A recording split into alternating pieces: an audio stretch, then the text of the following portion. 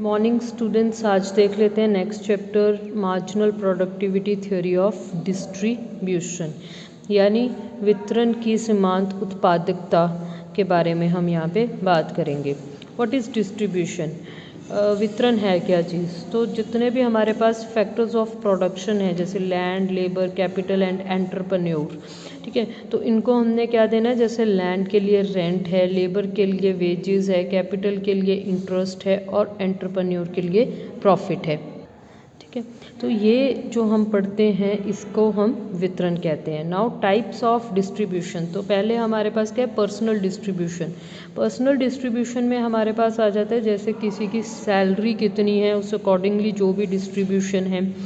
दूसरा आ जाता है फंक्शनल डिस्ट्रीब्यूशन। फंक्शनल डिस्ट्रीब्यूशन में हम ये फैक्टर्स ऑफ प्रोडक्शन की डिस्ट्रीब्यूशन की बात करते हैं।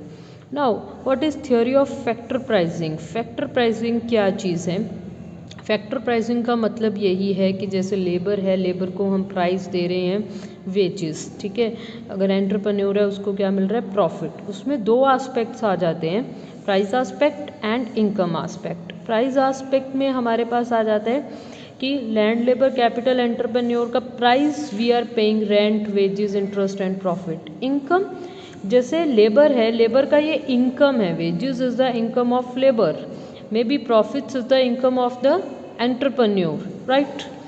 Now why a separate study of factor pricing? अब एक तरीके से देखा जाए तो जैसे हम डिमांड और सप्लाई दोनों को इक्वेट करके इक्विलिब्रियम में लाके प्राइसेस तय करते हैं, तो जैसे कमोडिटी मार्केट में हम प्राइसेस तय करते हैं वैसे ही हम फैक्टर प्राइसिंग भी कर सकते हैं। लेकिन फैक्टर प्राइसिंग के लिए हमें एक सेपरेट स्टडी की ज़रूरत होती है। Why it is so? Because difference in the nature of demand, क्योंकि यहाँ पे डिमांड और सप्लाई दोनों ही चेंज्ड है। पहली बात, ज्वाइंट डिमांड। कभी भी कोई मैन्युफैक्चरिंग करनी है तो हमें सारे फैक्टर्स लेने पड़ेंगे। अगर मैं किसी कमोडिटी की बात करती हूँ तो कमोडिटी के पर्टिकुलर कमोडिटी के बारे में सोचूंगी, लेकिन अगर मैं किसी मैन्युफैक्चरिंग के बारे में सोच रही हूँ तो मेरे को सारे फैक्टर्स ऑफ प्रोडक्शन लेने पड़ेंगे, फिर जाके एक चीज़ मैन्युफैक्चर होगी। So this is a joint demand. दूसरा, डिराइव्ड डिमांड। जैसे अगर मैं एक घर बनाने की डिमांड करती हूँ, ठीक है, तो मैं उसके लिए लेबर को एम्प्लॉय करती हूँ। अब लेबर का जो मेरा डिमांड है वो एक डायरेक्ट डिमांड नहीं है, वो एक डिराइव्ड डिमांड है, क्योंकि एक्चुअल डिमांड तो मेरा घर बनाना है, कंस्ट्रक्शन है, लेकिन उस कंस्ट्रक्शन के लिए मुझे क्या चाहिए? लेबर चाहिए। तो लेबर का डिमांड जो है एक डिराइव्ड डिमांड है। तो फैक्टर ऑफ प्रोडक्शन का जो डिमांड होता है वो डिराइव्ड डिमांड होता है। उसके बाद difference in the nature of supply. तो यहाँ पे सप्लाई का भी रिलेशनशिप जो है वो चेंज होता है। पहले relation between price and supply.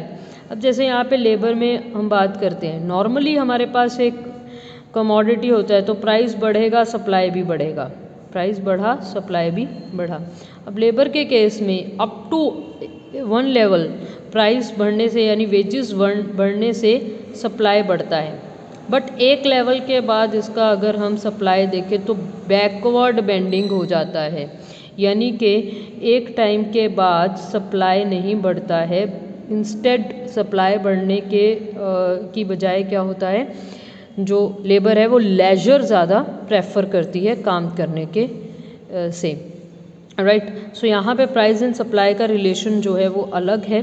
दूसरा आ जाता है हमारे पास relation between cost and supply, ठीक है। तो यहाँ पे जो एक तरीके से जो प्राइस है वो अपने आप में कॉस्ट है, cost to produce another commodity, ठीक है। अगर मैं लेबर है तो लेबर का वेज अपने आप में प्राइस है, बट लेबर का वेज जो है कॉस्ट है किसी और प्रोडक्ट को बनाने के लिए, ठीक है। तो कॉस्ट पे डिपेंड करता है अनदर कमोडिटीज़ का सप्लाई, ठीक है, फिर उसी पे डिपेंड करता है आगे प्राइसेस। तो यानी कि यहाँ पे अगर हम डिमांड और सप्लाई देखें तो थोड़ा डिफरेंट है। That is why different factor pricing एक स्टडी की ज़रूरत है। दूसरा, same basic concepts productivity and cost, इनको हम अच्छे से देख लेते हैं। पहले देखते हैं प्रोडक्टिविटी ऑफ फैक्टर। तो हमारे पास मार्जिनल प्रोडक्टिविटी है। मार्जिनल प्रोडक्टिविटी होता है एक और फैक्टर ऑफ प्रोडक्शन को एम्प्लॉय करने से हमारे पास कितना प्रोडक्टिविटी या उत्पादकता मिलता है, उसको कहते हैं मार्जिनल प्रोडक्टिविटी या फिर सीमांत उत्पादकता। ठीक है, इसमें हमारे पास MPP, MRP और VMP, इसको एक एक करके हम डिस्कस करते हैं। First is marginal physical productivity which is MPP। Marginal physical productivity of N is equal to TPPN, यानी कि total physical productivity of N item minus total physical productivity of N minus 1 unit of labour. या फिर इसको हम इस तरीके से भी फॉर्मुलेट कर सकते हैं, change in total productivity over change in labour, right. जैसे कि हम यहाँ पे एक एग्जाम्पल लेके चलते हैं कि मैंने 10 लेबर को एम्प्लॉय किया तो मेरे पास 100 यूनिट्स किसी चीज़ के बन गए। ठीक है, मैंने 11 लेबर को एम्प्लॉय किया तो मेरे पास 110 यूनिट्स बन गए।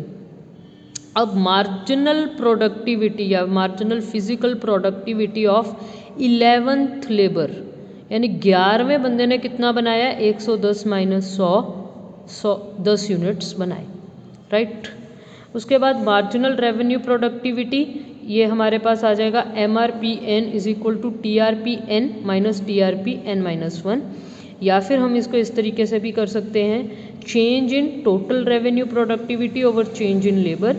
या फिर एक तरीका ये हो सकता है MRP is equal to MPP marginal physical productivity into MR marginal revenue.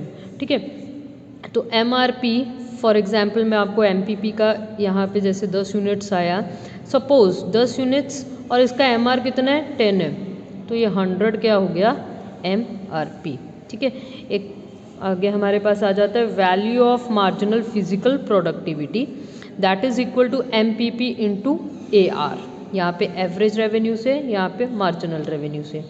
अगर आपको याद हो परफेक्ट कंपटीशन में, in case of perfect competition AR is equal to MR होता है।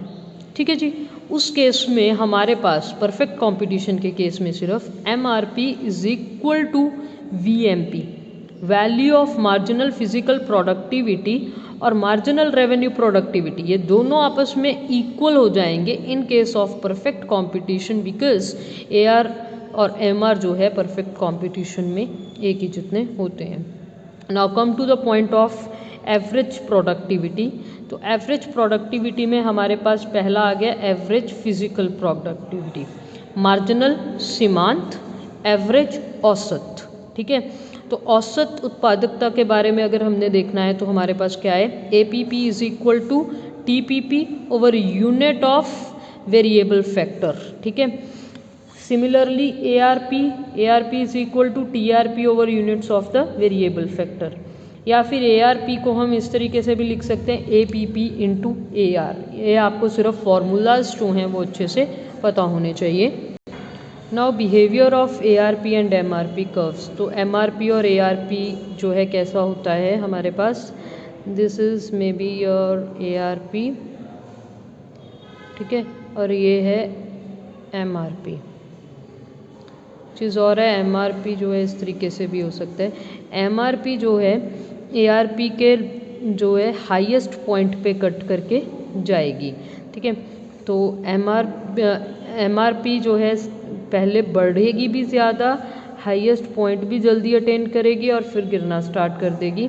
और ARP जो है वो हाईएस्ट पॉइंट पे इसको कट करके जाएगी। Now cost of the factor. Cost of the factor में हमारे पास average factor cost is equal to total factor cost over units of factor cost आ जाता है।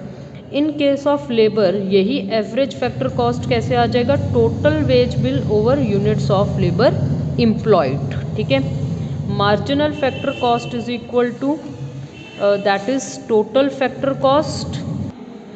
सो in case of labour average factor cost क्या होएगा, total wage bill over units of labour employed.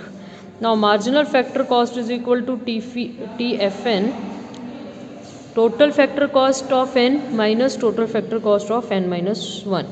अब इसका बिहेवियर कैसा रहेगा AFC और MFC का in case of perfect competition that is parallel to X axis, units of factor over factor cost and parallel to X axis.